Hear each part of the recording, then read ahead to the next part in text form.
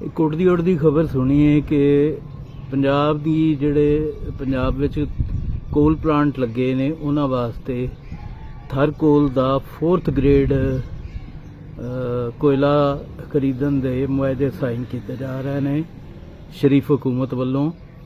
ਔਰ ਇਹ ਅੱਜ ਤੱਕ ਪ੍ਰੋਪੇਗੰਡਾ ਇੱਥੇ ਰਿਹਾ ਹੈ ਕਿ ਜੀ ਦੱਸਿਆ ਜਾਂਦਾ ਰਿਹਾ ਹੈ ਕਿ ਜੀ ਸ਼ਰੀਫ ਜਿਹੜੇ ਨੇ ਜੱਦੀ ਪੁਸ਼ਤੀ ਕਾਰੋਬਾਰੀ ਨੇ ਤੇ ਬਿਜ਼ਨਸਮੈਨ ਨੇ।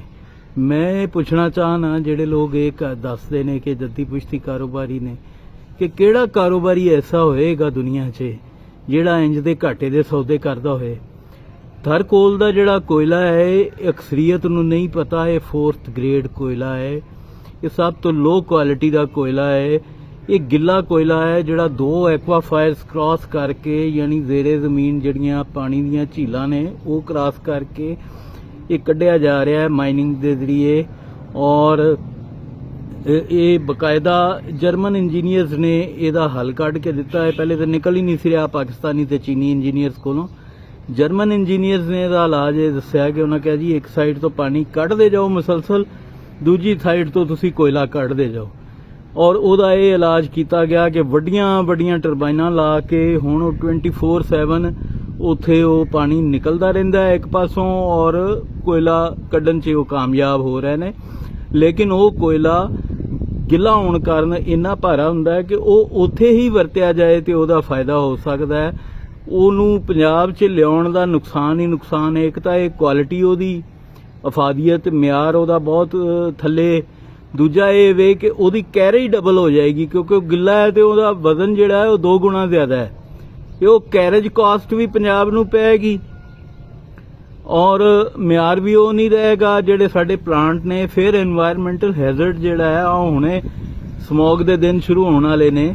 ਕੋਲ ਪਲਾਂਟ ਤਾਂ ਵੈਸੇ ਹੀ ਦੁਨੀਆ ਮੁਕਾ ਚੁੱਕੀ ਹੈ ਤੇ ਚਲੋ ਜੇ ਤੁਸੀਂ ਉੱਥੋਂ ਕਬਾੜ ਚਾਈਨਾ ਤੋਂ ਚੁੱਕ ਹੀ ਲਿਆਂਦਾ ਹੈ ਤੇ ਯਾਰ ਉਹਦੇ 'ਚ ਕੋਇਲਾ ਤਾਂ ਕਮ ਸੇ ਕਮ 1 ਨੰਬਰ ਇਸਤੇਮਾਲ ਕਰੋ। ਇਹ 4 ਨੰਬਰ ਦਾ ਕੋਇਲਾ ਇਹ ਤਾਂ ਸਿਰਫ ਸਿੰਧ ਦੀ ਡੀਲ ਹੈ। ਮੈਂ ਕਹਿੰਦਾ ਸਿੰਧੀ ਵਜ਼ੀਰ ਆਲਾ ਨੂੰ ਸ਼ਾਬਾਸ਼ ਹੈ, ਮੁਰਾਦ ਅਲੀ ਸ਼ਾਹ ਨੂੰ ਜਿਹੜਾ ਇੰਨੀ ਸਮਾਰਟ ਡੀਲ ਕਰ ਰਿਹਾ ਹੈ ਕਿ ਉਹ ਕਾਰੋਬਾਰੀ ਨਹੀਂ ਹੈ ਲੇਕਿਨ ਉਹ ਧਰਤੀ ਨਾਲ ਨਮਕ ਹਲਾਲ ਹੈ, ਸਾਡੇ ਵਾਲਿਆਂ ਵਾਂਗ ਨਹੀਂ ਹੈ।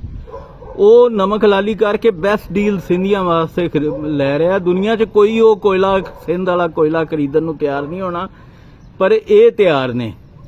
ਔਰ ਇਹ ਤਿਆਰ ਕਿਉਂ ਨੇ? ਕਿਉਂਕਿ ਇਹਨੂੰ ਵਜ਼ਾਰਤ ਉਜ਼ਮਾ ਦੀ ਕੁਰਸੀ ਲੱਭੀ ਇਹਨੂੰ ਔਰ ਉਹਦੇ ਚੱਕਰ 'ਚ ਇਹ ਪੰਜਾਬ ਦਾ ਬੇੜਾ ਗਰਕ ਕਰਨ ਨੂੰ ਟੁਰੇ ਨੇ। ਪੰਜਾਬ ਬਿਲਕੁਲ ਜਿਹੜਾ ਹੈ ਉਹ ਅੱਗੇ ਹੀ ਡੁੱਬਿਆ ਹੋਇਆ ਹੈ। ਇਹ ਮਜ਼ੀਦ ਉਹਨੂੰ ਡੁਬੋਣ ਚੱਲੇ ਨੇ ਔਰ ਇਹ ਮੈਗਾ ਕਰਪਸ਼ਨ ਪ੍ਰੋਜੈਕਟ ਹੈ। ਇਹਦੇ ਨਾਲ ਸਿਰਫ ਔਰ ਸਿਰਫ ਸਿੰਧ ਦਾ ਫਾਇਦਾ ਹੋਣਾ ਹੈ, ਸਿੰਧ ਦਾ ਭਲਾ ਹੋਣਾ ਹੈ ਕਿ ਉਹਨਾਂ ਦਾ ਤਾਂ ਰੈਵਨਿਊ ਮਜ਼ੀਦ ਵੱਧ ਜਾਏਗਾ, ਉਹਨਾਂ ਦਾ ਕੋਲਾ ਲੈਦਾ ਵਿਕਣਾ ਸ਼ੁਰੂ ਹੋ ਜਾਏਗਾ, ਅਸੀਂ ਲੈਣਾ ਸ਼ੁਰੂ ਕਰ ਦਿਆਂਗੇ ਘਟੀਆ ਮਾਲ। ਔਰ ਸਾਡੇ ਪਲਾਂਟ ਜਿਹੜੇ ਨੇ ਉਹ ਚੌਥੇ ਦਿਨ ਚੋਕ ਹੋਣਗੇ। ਅੱਗੇ ਨੰਦੀਪੁਰ ਦਾ ਤਾਂ ਹਾਲ ਤੁਹਾਨੂੰ ਪਤਾ ਹੀ ਹੈ, ਉਹ ਕਿੰਨੇ ਸਾਲ ਚੱਲ ਕੇ ਬੰਦ ਹੋਇਆ ਤੇ ਕਿੰਨੇ ਮਹੀਨੇ ਚੱਲ ਕੇ ਬੰਦ ਹੋਇਆ। ਤੇ ਇਸ ਚੀਜ਼ ਦੇ ਉੱਤੇ ਅਸੀਂ ਪੰਜਾਬ ਨੈਸ਼ਨਲ ਮੂਵਮੈਂਟ ਬਕਾਇਦਾ ਇਤਜਾਜ ਕਰਨੇ ਆ ਔਰ ਸੜਕ ਤੇ ਵੀ ਇਤਜਾਜ ਕਰਾਂਗੇ। ਅਸੀਂ ਇੰਜ ਪੰਜਾਬ ਦੇ ਮਫਾਦਾਤ ਨੂੰ ਨੁਕਸਾਨ ਨਹੀਂ ਪਹੁੰਚਾਉਣ ਦਿਆਂਗੇ। ਆਮ ਪੰਜਾਬੀ ਜਾਗੇ ਔਰ ਆਪਣੀ ਧਰਤੀ ਦਾ, ਆਪਣੇ ਮਫਾਦਾਤ ਦਾ, ਆਪਣੇ ਬੱਚਿਆਂ ਦੇ ਮੁਸਤਕਬਲ ਦਾ ਤਹਫੁਜ਼ ਕਰੇ। ਰੱਬ ਰੱਖਾ।